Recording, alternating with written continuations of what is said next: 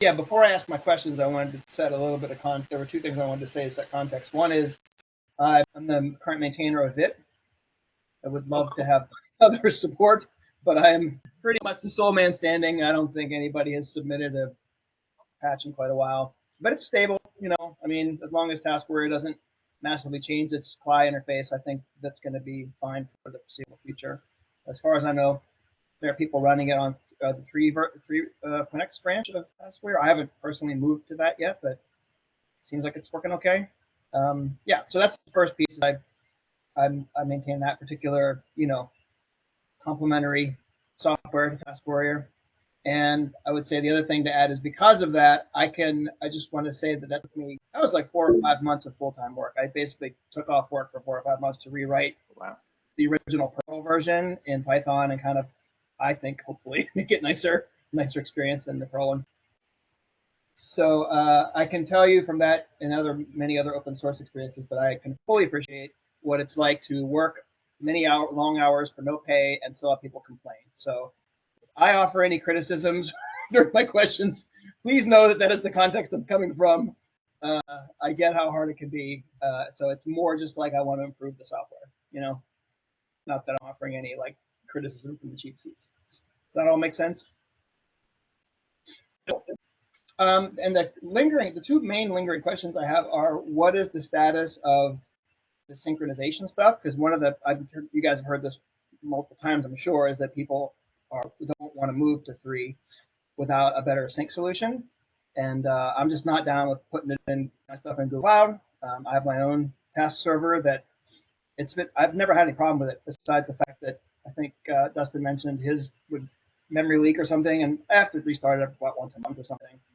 But besides that, it's been fine. And so I don't want to screw with a sync solution until I feel like there's a pretty good replacement that is one I can run natively. And as far as I understand, the current open source implementation is just sort of a very lightweight, it's almost more like a reference implementation than it is something you'd want to use in production. And so I'm curious to know if there's any kind of pathway to, just to get it to some kind of production grade with what you might call an MVP. I mean, certainly an MVP would be not open access, right? That would be part of it. So. I mean, I think everything would be open. I don't know. No. I mean, the current implementation, you have to have a user ID in there. Oh. And not just submit tasks and magically, like the whole world can just submit tasks and get a user account. That's what I was saying. Yeah. So, and I'm asking partly because although I don't have time right now, I might be interested in looking at that, and helping with that. That would serve my interests, and as open source goes, it would serve other people's interests who want that same thing. So, yeah, I guess we'll start there. What's the status of that? So, I think you have the status right. There's 2 currently available useful sync backends, GCP and the Task Champion sync server. There's also a local sync, which I didn't include in the set of useful ones, but if you just want to back up on your system that is on a different drive or something, local is fine.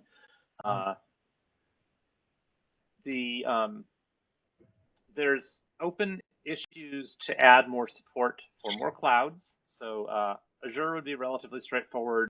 AWS would take a little bit of work because there's less. It's missing the one like synchronization primitive that GCP and Azure have that makes it pretty easy to implement this, but could be done. And there's also an issue for Git-based synchronization. So basically using a Git server or Git remote as synchronization. And that would be still using client-side encryption. So you're basically just using Git as a way of storing these encrypted blobs. It's not going to be particularly space-saving, but for a normal person's usage of TaskWarrior over a decade, it's not going to be huge. So that I think those are all like well enough understood, at least by me, that I'm pretty sure they could be done. I'm just not working on them. So trying to Task Champion sync server, you're right. I think reference implementation is the right way to look at that. And I'm sort of leaving the door open, completely open to what happens next with that. So certainly reference implementations in the past have become full implementations, and that would be great. But also, it's a protocol that's defined sort of abstractly and not just by its implementation. So if someone else wanted to implement something that speaks that protocol, if they don't like Rust and want to do that in Python or C# or whatever, that's great. Let's do that. And maybe that's the way that this gets shipped. So, someone like in the AM or FreeSync, like someone who wants to operate a service in that category might be interested in taking that on. And for the record, I ran FreeSync for a while after the person before me was, but he was done with it. I ran it for like 5 years, and this memory leak and a whole bunch of other stuff made me finally quit. And so that's one direction that might go, is either be replaced, or maybe those someone who wants to do that sort of thing comes up with a series of requirements for it that we can then implement. But part of leaving the door open is I don't really have a sense for how this should work, how people want this to work who are deploying TaskWarrior. And I didn't have any great examples because TaskD was very difficult to deploy. And actually, they're fairly similar levels of difficulty for Task Management Server and TaskD. They're both kind of not terribly featureful. Right. You could just deploy them. They kind of work. If you really want to use SSL, you're going to need another layer. A lot of things are the same for the two of those. So that was a low bar to meet and didn't really give any lessons on what folks would like a task server to look like. So haven't gotten a whole lot of feedback on that. And I think that might be helpful. That kind of feedback might be helpful in figuring out what to do. But again, I'm not promising I'm going to work on that. Currently I'm focused on some other parts of things. Having issues out there that are saying like these are features that we agree would be nice. New contributors can work on those. Someone who's particularly motivated can work on those. So that's kind of where that's at. And Sasha, I just saw that your hand is raised. I'm sorry. Is that Sasha? Am I pronouncing that correctly? Yes, Sasha or Gore. Yes, Sasha, whatever is easy for your tongue. I'm interested whether the current version of Task Champion can be run just by binary without Docker or for self-host. The Task Champion sync server? Yes. Yes. Yes. Yes. Yeah. If you run it, it just speaks HTTP on an arbitrary port and an arbitrary interface, and answers these couple, HTTP paths, posts, and things like that, which are in the documentation. Because I'm using some kind of semi-shared hosting, and then I can configure that, but I don't have access to Docker, so just binary is enough. Yep. Yeah. It's entirely self-contained, Okay. which is kind of nice over like a Python or PHP implementation, where those don't end up in just one file that you can just drop in and run. So yeah, shared hosting might be a good solution for this, and I think other folks might put it behind Nginx or an HTTP proxy or something like that to add TLS. It's encrypted, so that's not necessarily required, but everyone does it now. I had a question today, put it on the Discord server. It's not connected with the syncing. Why is the release 3.1 not listed on the TaskWarrior site? Because I'm on the Tumbleweed OpenSUSE, and SUSE is practically pretty closely following the new packages, but somehow there is no update for the 3.1. Although they moved to 3.0, so just wonder, maybe they are looking for the official listing, and then there is no 3.1, they're just stuck on the 3.02. And there is an issue for that. Felix was working on that. Number 963 is about that, but we could probably kick that into motion. I forgot. The short answer is I forgot when I released 3.1 to update TaskWarrior.org, despite it being one of the items in the release checklist. So that's the reason. And then I think a couple of people noticed that, and we're going to fix it, and then that issue just got stalled. So that's something we should work on. It confused a bunch of people. We got reports of a bunch of people having trouble building the latest TaskWarrior because there was a bug in 3.02 which isn't compatible with the latest Rust It's a pretty simple error.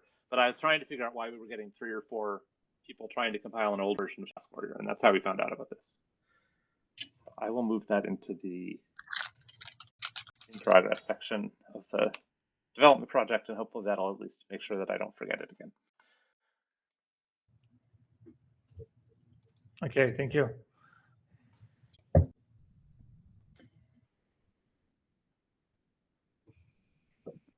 Chad, did you have a second question? I did. I'm just pondering the server thing first. When I have time, I think I might want to help you guys work on that. I'm just trying. I think the main decision would be: do I want to re-implement the protocol in Python, or do I want to try to learn to write Rust? I've had that on my checklist of like, oh, Rust is so cool. I should learn it. So maybe this would be an opportunity. But man, especially with the way LLMs are, they just kill Python. It's just so easy to do something in Python. You know, I could probably just take the current Rust implementation, dump it into Sonnet 3.5, and get 95% of the way there in one shot, you know, and then take it around until I have it. So, yeah. I mean, the protocol is pretty simple, so that is very likely that would work. Yeah, and so let me just think about that for a little bit. I mean, it honestly might be a day's worth of work to get that port done. And once it's in Python, adding the 8 features I care about would probably be pretty easy. And I think the main one, you're right, putting in front. I think my current one is probably in front of. I think I got Apache in front of it. Whatever, you know, I have a reverse proxy in front of it, so I could do the same thing. But I really need to have some kind of authentication, you know, to be able. I'm not comfortable just like putting a server on that anybody can add an account to. Yeah. So that would probably be my one and only. Besides it being stable, I'm not sure if you would consider reference implementation stable, but if it's like it's in terms of the syncing stuff, if that's stable, I probably would just add authentication, either in Rust or port to Python and add authentication, and then I'd be done for, you know, that'd be like my, moving the ball forward on it. Yeah. So I guess thinking, yes, I think it's fairly stable is the answer to that. And that is on the basis that the parts of that what the server sees is really very abstracted from what the TaskWarrior user sees. Like the content of tasks and all of that is totally encrypted when it gets to the server. So the server protocol itself is kind of self-contained. So it's just blob storage. Stable. It's a certain kind of blob. It's some kind of a blob storage. Yeah, exactly, and that's why it's easy to implement with Google Cloud Storage, for example. And the one trick there is there's an operation that has to do an atomic check and swap of the latest version, and AWS makes that harder than GCP does. See you later, Sasha. Good to see you again. Cool. Let me. Sorry, go ahead. So I guess the question would be for authentication, if the client ID is enough and the part you want to add is sort of some kind of configuration of what client IDs are allowed rather than just saying, welcome to new client IDs. Maybe. I mean, that's how it's, that's meeting the current bar, I guess you would say, right? It's better than nothing. I'd probably want to think about it a little bit. Like if we're going to build something, it would be a good idea to pause and think about how we might want that to work. Yeah. You know? So that's the other option is if you want a different header or to add a header, like the TaskWarrior, Task Champion and TaskWarrior don't have configuration support for that right now. That's something we could add, but would mean some kind of compatibility matrix to think about there. We kind of made the decision that the client ID, at one point there was a client ID and a password and an encryption secret. And we kind of made the decision that the client ID plus password is essentially just more bits of a password. Yep. And kind of just collapse that into one. So that's why that's the way. Is the client ID transmitted non-encrypted? I mean, can the client ID be? It has to be. The client ID has to be observable by the server, right? Because or otherwise you'd merge accounts. So if that's the case, then the same kind of implementation, just a hard-coded configuration file on the server would be at least a start, right? And it would be like kind of like feature parity with the previous sync server. I'm sure that would be relatively straightforward. That would be relatively straightforward in Rust too. And by the way, if you would like to use this as an opportunity to learn Rust, I think that's a pretty good idea. Like it's a very small app. It is async, which is sort of an advanced Rust concept, but not complicated async. And tools like to read config files and stuff like that. Like there's crates for all of those. So you just pick the format that you want, and then find the crate for that. Yep, and it sounds like I don't want it just to go turn into a Rust tutorial, but it sounds like the way it bakes down is you got all those dependencies, but at the end of the day, it gets baked into a binary for whatever platform, and that's it. It's all it contained. You just drop it on your Linux server or whatever, and you can run it. Right? Similar to Go that way, and then it builds basically static. I always like that about Go. Yeah. I mean, it makes the binaries bigger, I suppose, but whatever. I mean, it's so nice for it to be portable and simple. It'll depend on like libc versions, but which I think Go doesn't. But other than that, it's not going to depend on everything lots has of that. libs Yeah. in your Linux system. Right. Totally. Cool. Let me think about it. The other question I had was related to mostly just how it's. I know SQLite is the storage mechanism now, so I don't have a question about that. I think it's more the format. I've only done a little bit of reading about it, but correct me if I'm wrong. That's how I want to say it. Is the current storage mechanism just the UUID of the task and then a JSON blob of the data? Is that how it's living in SQLite? On the client side, yes, there's that, and there's a set of operations that haven't been synchronized to the server yet, and those have a complex interrelationship that needs to be preserved. There's a couple of different. There's a sort of the tasks table and the synchronization table or something roughly equivalent. Yeah. But Gotcha. if those get out of sync and if those get uncoordinated, let's say, and you're using sync, you're going to end up with your replicas are going to diverge, and you're going to be very unhappy. So I've been trying to discourage people from reading that database as a SQLite database. But to answer your question, yes, that's what's stored there. Sure. But I mean, if I'm ever going to make enhancements to TaskWarrior itself, I need to understand that. I'm sure you need to understand the structure. There's a few nice to have features. At least one that I can think of. But I mean, I guess the follow-up question to the storage is, I had some concerns about the performance of the 3.x. It was one of the reasons I haven't moved. Mm-hmm. It seemed like people had some complaints under some circumstances where they were getting really poor performance compared to the 2.6 branch. And I guess I first want to know if you feel like those have been resolved or not, and are they related to the storage mechanism or not? The database data structure. Sorry. One of them has been resolved in the next release, which is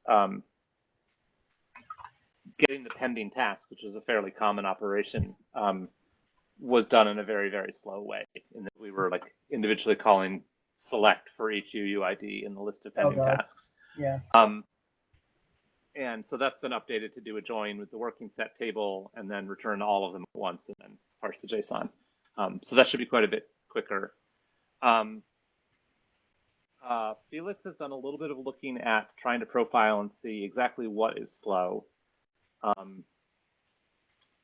But other than that, I don't think there's any major performance improvements that we've landed recently that I can think of. Right. And yes, I think the storage backend is a large part of that. And part of the issue is that I kind of took the existing storage backend, which was text files, and just picked up that implementation and dropped it into SQLite. So a lot of things that used to scan the whole text file just scan the whole SQLite database now. And some of them do it in this very efficient, like select one row at a time kind of way. Mm-hmm. So that means that there's a lot of room for improvement there. Relatively simple fixes, and this pending tasks was one of those. Yeah. So okay, I think I have a few follow-up questions. I mean, essentially, it seems like your SQLite in this situation, especially regarding the task, is being kind of used like a document database, more like something like Couch, right? It's like because Couch just stores stuff in it's like structured JSON essentially, and then it has its own specific query language where you can pull kind of like you would with SQL. You don't have to load everything and then parse it and filter through. So I guess my question is like, does it make sense? Because SQLite is really a relational database, you know. Mm-hmm. So it kind of seems like either long term you either want to you want to have the data sitting in a relational structure, or we want to switch to a document type database that has support for doing the kind of pulling. Because in something like Couch, which I'm not suggesting you use because it's an awfully complicated backend for a simple storage mechanism, but you can just pull the pending tasks. It knows how to read documents and give me just status of the pending. Yeah. It's like native to the query language. And so unless SQLite has a JSON query type of thing, like I think MariaDB and MySQL and Postgres have JSON storage fields now where you can actually run selects against the JSON fields. So if SQLite has something like that, that might work. But otherwise, it just kind of seems like there's a weird shoehorning where you've got this local relational database storing document data, and that's just going to cause problems over time. Yeah. So SQLite does have JSON query functions, by the way. SQLite's actually, I've used Postgres, MySQL, and SQLite, and SQLite's pretty much as good as MySQL with fewer bugs. And the important thing is it doesn't have a server. It's client only. By SQLite. It's one of my top 10 pieces of software. I'm like, how does this thing do what it does? I have a current implementation where I've got like almost 1 million rows in a table, going through and updating stuff, and I'm like, it's just in a file. How is it pretty amazing? So yeah, performant, Yeah, it's pretty crazy. Yeah. So I'm game. Say, coming back to that, you're right. It is very fast, and one of the performance issues we have with SQLite isn't actually that it's very slow at getting data out of the database. It's that we always open the DB in read-write mode, and it does some locking stuff. So every invocation of task takes, I don't know what it is, a couple 100 milliseconds or something, to lock the database. And I think we could figure, most of the TaskWarrior knows what things modify and what don't modify the database, so it could tell TaskChampion that. So that's another one of these relatively straightforward things that we could do to make this more performant. Yeah. But to get back to your question, looking at the way TaskWarrior uses the set of tasks, most of its filters aren't in a shape that could be translated into SQL, in a precise way that's going to replicate the current behavior bug for bug. Yes. And so the only parameter on which we want to choose tasks is, do I want all the tasks, do I want a specific UUID, or do I want the pending tasks? Like, those are the three things that TaskWarrior needs from the storage. And in terms of, so two of those are very easy with any of these databases. Yeah. Right? Getting a specific UUID and getting all of them.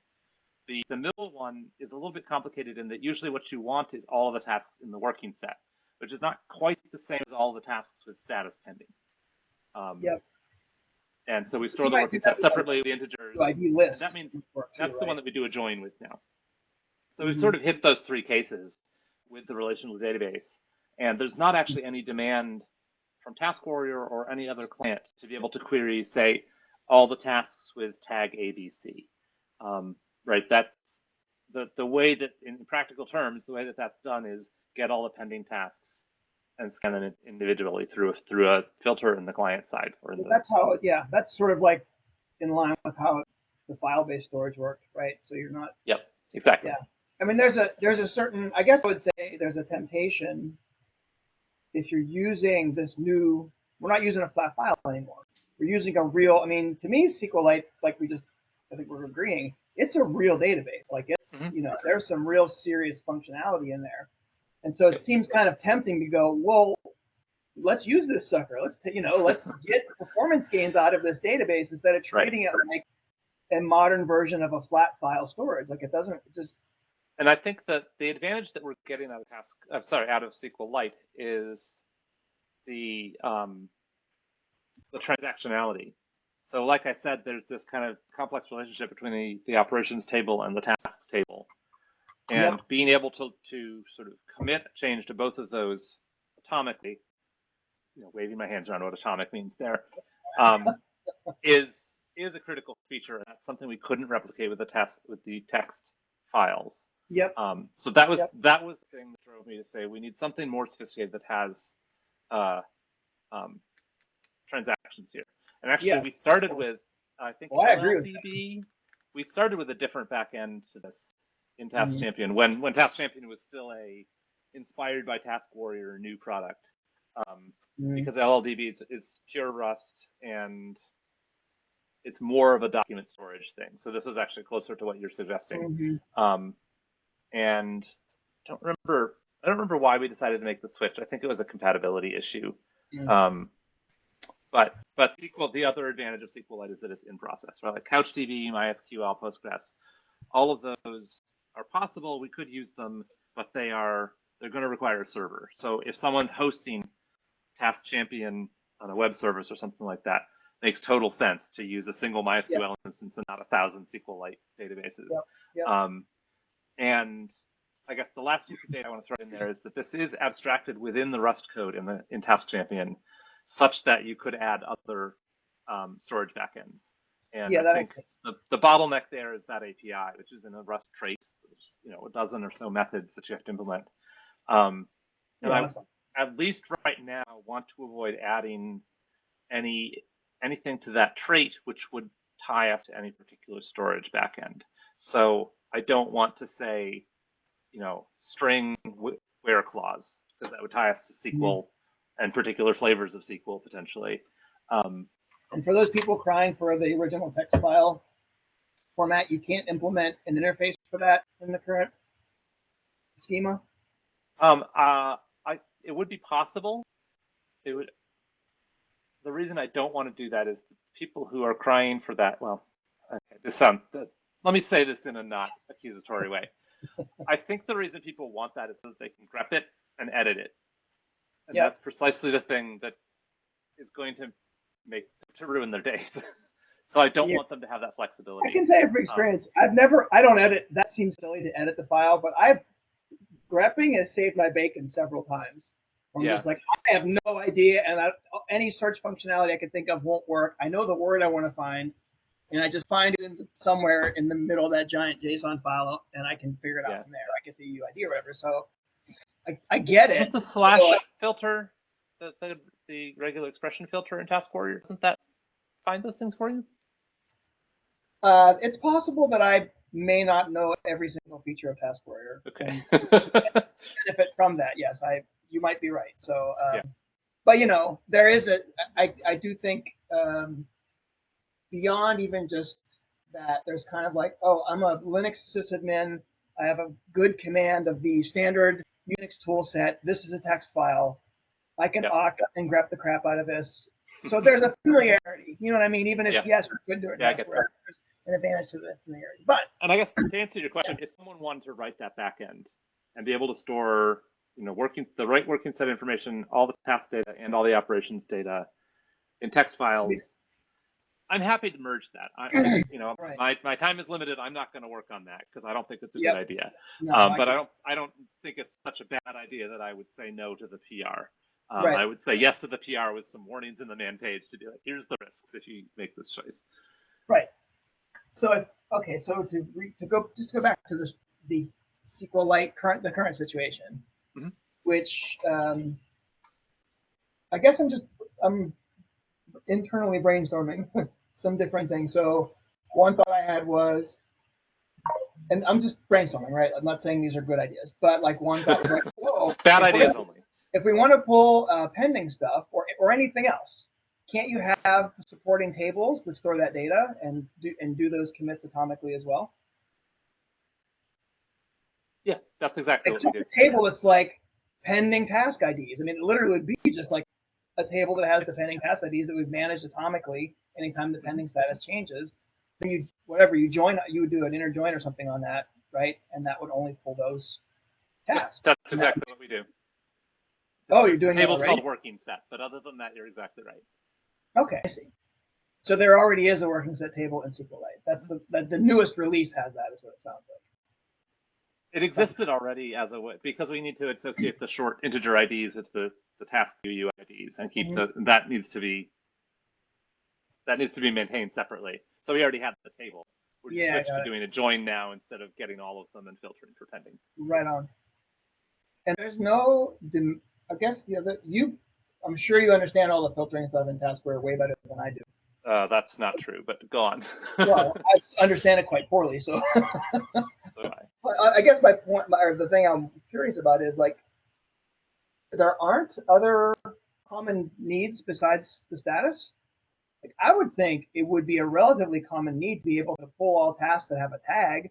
That's kind of like what they're for. You know what I mean? Like they're for being able to group things so that you can Right. see them. I think it's unusual to want all tasks with a tag, period. It's more common to want all tasks with a tag that also have this status and are in this project. So it's those conjunctions, those logical operators that Yeah. are both difficult and ubiquitous in people filtering in TaskWarrior. And I think, so when we were thinking about Task Champion as inspired by TaskWarrior, I think this is why we switched to SQLite. Don't quote me on that, but this might be it. If you can design this green field, which is what we thought we were doing, then you can take the command line, boil it down into a set of filter expressions, and then realize those into a SQL where clause, Yes. right? And then SQL can do all the work of finding those, indexing and all that. That's the dream, right? Yeah. That's the dream, right?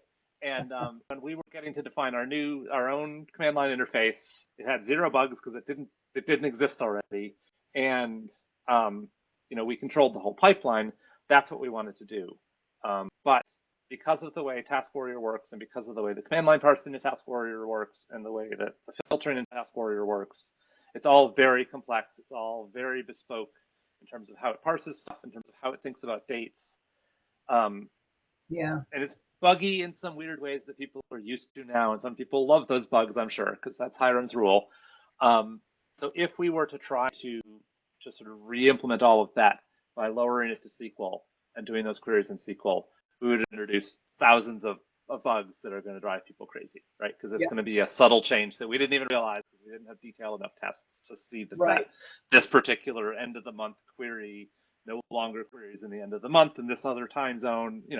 Crazy stuff is going to go wrong there, and that's the performance gain wouldn't be big enough to justify that amount of churn and bugs for users.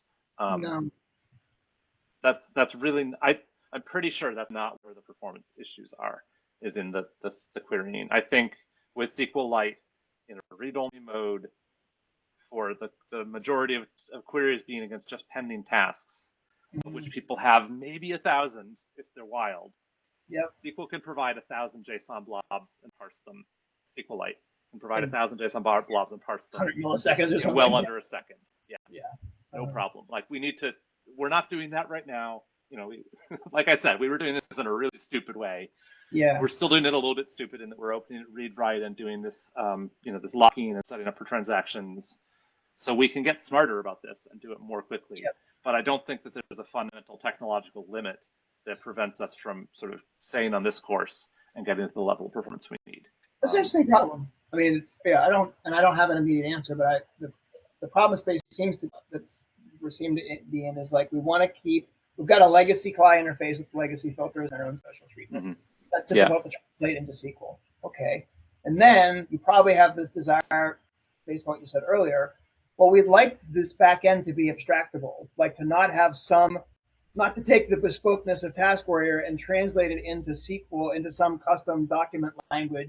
Then if somebody wants to implement a new back end, you're like, shit, this is going to take me a year because there's all these custom things that are happening to be able to pull data more efficiently, right? When you're really not getting that much. Yeah. So I guess I'm kind of starting to settle in a place which I think you have already settled, which is, okay, what are the performance critical operations? And let's get the performance gains there. Yeah. So to keep the interface between the raw data and the CLI as light as possible so that implementing new backends is relatively straightforward. Have I got that about right? Yep, I think that's accurate. UUID, full set, and pending are the 3 that you're saying are the most. Yeah. Yep. I think the other thing that I've learned since releasing 3.0 really is that it's kind of the shape of the distribution of how people use TaskWarrior. And I suppose asked some polls that would lead toward this, and I'd love to learn more about this in more detail. But there's I think most people who use TaskWarrior are using it with a couple hundred tasks in their pending set. They've got a couple different projects going on, and they're switching between those projects. So they might be using it for work and the stuff they're doing in their house and their grocery shopping list. How do you get your full count of pending tasks? I have no clue. Task Count? count, I think we'll do it. Oh, but you have, yeah, but when I did that, I get That's all 5. of them. That's everybody. So you have to say status pending. Yeah. I'm guessing. Yep. That looks more normal. 490. So yeah, I'm in the, I think you're right. Less than 1,000. Most people. So I have learned though that there's a lot of people. There's a long tail of people who have 10,000 pending tasks, which or all of the different dimensions on which you can think, okay, everyone's going to be using less than 200 pending tasks, or like you kind of make these things up in the essence of data. Turns out there's a long tail of people who aren't in that distribution, and so trying to balance both thinking about not ruining their days, but also thinking about trying to stick to the core mission of this project, which is the getting things done task tracker, is kind of an interesting balance, and I certainly didn't get it right so far. So I'm still learning a lot about that. There was an angry issue this week. Well, there were some grumpy people on an issue this week because I closed it by mistake, but they want to add subtasks and sort of have a tree of tasks, and that's that. Or is it? No, I'm thinking of CalDAV. Yeah, they wanted us to replace the backend with CalDAV. Oh wow. Which is like, if you're into CalDAV and you use other tools that use CalDAV, that's great. But that's not what TaskWarrior is. And I think being able to figuring out where to draw that line and say, that's great that this seems almost what you want, but actually it's not what you want, is a hard line to follow. And certainly more data would help with that, and more people kind of having a sense for what the core mission of TaskWarrior is and what the ancillary missions of TaskWarrior are. So I think your experience using Veet is probably, and building Veet, but talking to users of Veet is probably helpful there too, and that the people that use that interface to TaskWarrior probably have some different characteristics than the people that are using the command line or that are using Chewy or some of the other tools there. So it's not super performant on large sets either. Yeah. Yep. It's not, yeah. Was 2.x performant on large sets? Well, I mean, it was actually 1.3 series, and I would say it probably was better because it was just running the task client and then doing like a clever hack to turn the output into a TUI. It wasn't really a TUI in the fullest sense, you know what I mean? It was just sort of this weird Perl parsing thing that mimicked the TUI by getting the raw output of task and doing something with it. Which, so basically, task. There was so much you couldn't do in that situation, right? Like there's so many features you can't implement when it's just the raw data with a TUI kind of slapped on the top of it. So now in the current implementation of 2x branch, it is a legitimate, like I get the raw JSON from, I use TaskLib or whatever to get the raw JSON and then treat it and have an interface. After I get all that, I can filter it and do things with it. But it's Python. I mean, if you got 10,000 or whatever, if I load all my tasks, if I do a task all, and it's, it's a second or two, it's a second and a half or 2 seconds. Yeah. It's not fast. And people are not happy about that. I'm like, great, write it in C, or help me out. This is, I'm sure you've had the same kind of thing. It's like, if you want it to be better, it's open source. You can help. Yeah. So yeah. But I think there's part of the trade-off is you're never going to make everybody happy, right? It's like I think there's a very good argument to say we're designing software for what we might call the common user. Like if you're in the standard distribution of how the software is used, you're going to have the best experience because we're leaning towards that. And if you're using it as an exception, you either got to write code to contribute it to help us with that exception, or you have to deal with it not being as performant or whatever. Right? That seems like a totally reasonable decision to make, especially when you're not getting paid. Yeah. Having those conversations is difficult, but I think that's the right overall approach. Yeah. And so the better we understand where that standard distribution is, I think the better we can make decisions. Yeah, that makes sense. Let me introduce this idea before I forget, but I was trying to think of an abstraction that would not make the back-end implementation much more difficult. And it really is just the idea of like filters. Like if there's some way we can abstract lists of filters, then each back-end could make its own decision about which filter it can be more performant with. Let's imagine somebody implemented whatever. They did another SQLite implementation that offered 3 or 4 more things that directly used the JSON search thing, or they broke it out into separate tables or whatever. And in reading the list of filters that comes across in the API, I can go, oh, these 4 filters I can support with a SQL where clause. So I'm going to start by filtering for those tasks, and then I'll perform the other filters in a second pass afterwards. So that's kind of what I'm thinking, is just sort of this really light abstraction of like a list of filters, and the back end can decide how it's going to retrieve things based upon that list of filters. So the list would be I guess implicitly a conjunction. So you want things that match all of the things in this list, and then the back end can say, okay, I can do these 2, and the rest of them I can't do. So you're going to get all tasks regardless of whether they match that filter, and then it's up to you to filter that. Yeah, that's probably the best kind of intermediate solution here. Thinking about how to represent that across the C++ to Rust FFI boundary is a little bit tricky, but yeah, I think if we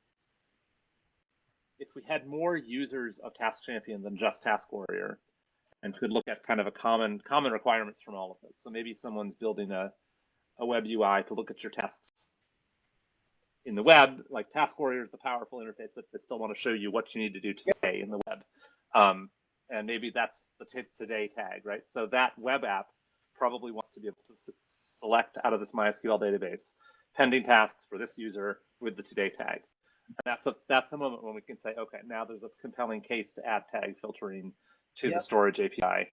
And maybe we think about the structure you have here, where we say, okay, we're going to add the ability to have a conjunction of filters, and those filters can have various forms. Right now, the only one we support is tags. Yep. So that might be a course to getting us onto supporting this, but I think we would want a driving use case. Have you played with the JSON filtering stuff in SQL? Because I've only ever done a little bit in MySQL or MariaDB, but I haven't. I mean, I would assume it's probably pretty similar to the way that they do it in MySQL. It is, yeah. I've done more of it in Postgres, and it's similar to Postgres, but I think it's all of a one. The bit that I've used in SQLite most recently is that the operations table right now is just a bunch of JSON blobs, because all we do with them right now is look at all the operations and send them to the server, basically. It's more complicated than that, but that's the idea. And in order to keep task history, we had this idea of let's just hang on to all the operations, in which case, to get the history of a specific task, you want to be able to look up operations by their task, by the UUID.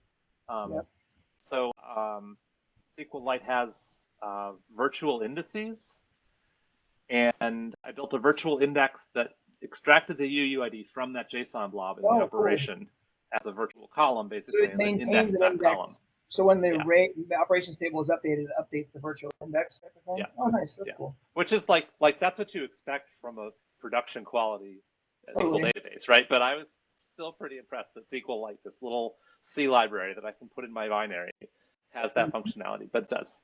Yep. That's cool. And that was quite easy to implement, and it worked basically worked right out of the box once I read the docs on how to do it. So I was impressed. Well, I mean, none of that has to happen soon. I totally agree that the essential operations are the ones you outlined, especially pending. I mean, when loading pending tasks is slow, that's just bound to be frustrating, right? I mean, there's the shape of a TaskWarrior database over time is you kind of keep the same order of magnitude of pending tasks, but everything else grows and grows. So you gotta account for that. But with that accounted for, the other stuff was plenty efficient with the flat file for most of those filters, right? And I think that'll be fine. So it sounds like you're saying the new release will have most of these performance optimizations. It will have that pending tasks one. Nice. Yeah, I think that was a few weeks ago. Let me remember who implemented that.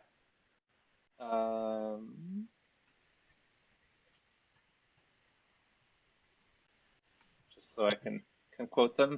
Scandinavian.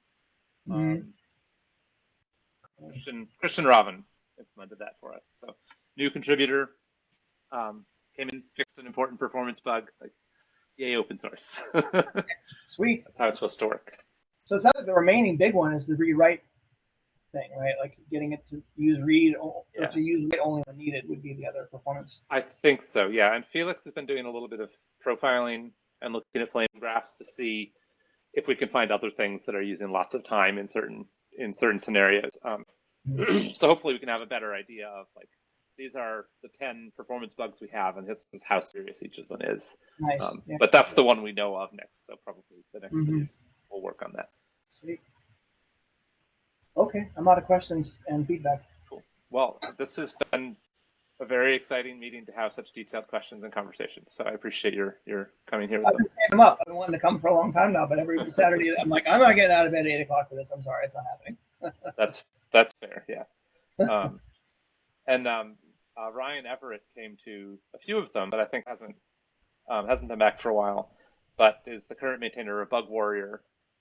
So it's been interesting to see the folks that work on kind of the better maintained TaskWarrior ecosystem projects.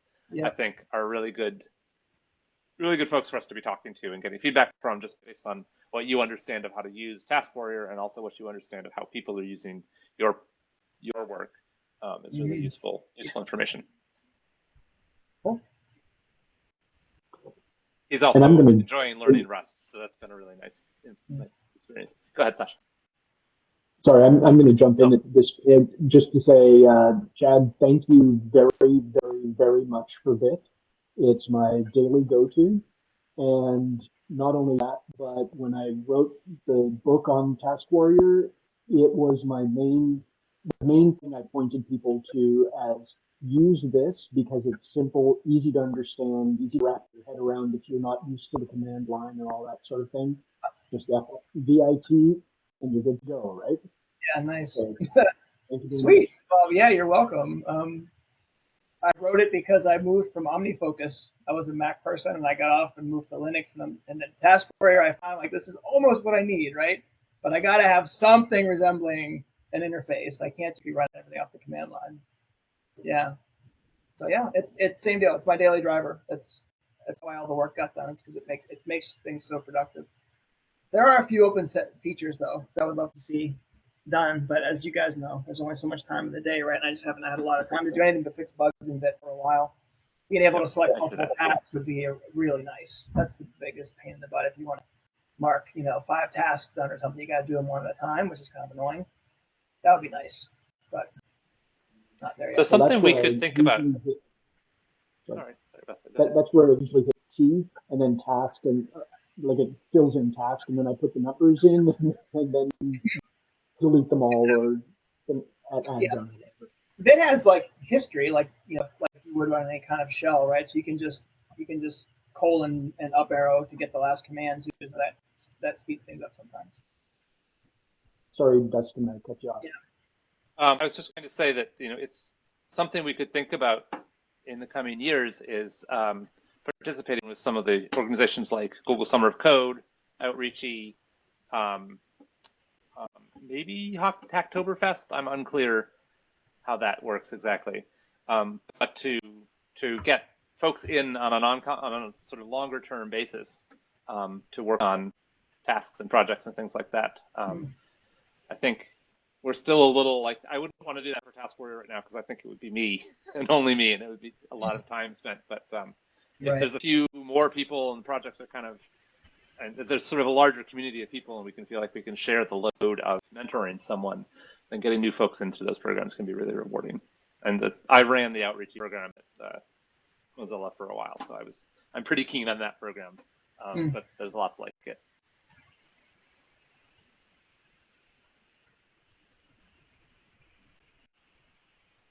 Well, this was a good conversation. I don't have a whole lot of updates for today, so I'm glad we sort of ran right into that section. I think the only thing I want to say out loud is that the work I talked about briefly to expose operations from Task Champion, so the task history, that turned out to be theoretically flawed, and that turned out after I had implemented 2/3 of it. So I have a PR open to revert all of that work, and we're going to ship the next version of Task Champion and TaskWarrior without that functionality, and I'll go take another try at it in the next release. But we want to get this this pending changes stuff is also a task champion change that has to be reflected in the TaskWarrior. So we have to do a task champion release with Scandinavian's work and without my broken work, and then integrate that into TaskWarrior and then make the next TaskWarrior release. So that's the current plan, is to do all of that without the operations work that I messed up. And then I'll probably reland this revert, if I can find the theoretically correct way to do this, reland it, implement the rest of it. And then the next release will have task info, will have the journal output again. And yeah, that's the advantage. It's a lot of work to get task info to give the history of a task, but that's also a very useful information for users. So we do want to get it to happen. And that's all.